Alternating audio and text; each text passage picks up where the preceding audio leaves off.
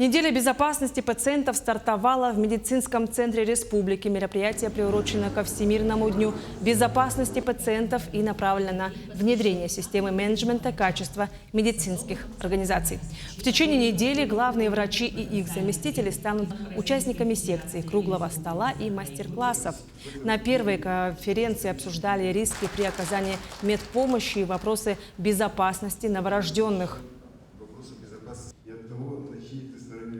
Сегодня мы будем обсуждать вопросы безопасности с самого начала. Вот это такой проект сейчас, программа, когда мы большое внимание уделяем как раз по безопасности медицинской деятельности детскому населению с рождения. Как вы знаете, мы в стенах нашего центра выхаживаем пациентов с низкой критической массой тела, и в этом направлении также будет обеспечиваться организационная работа.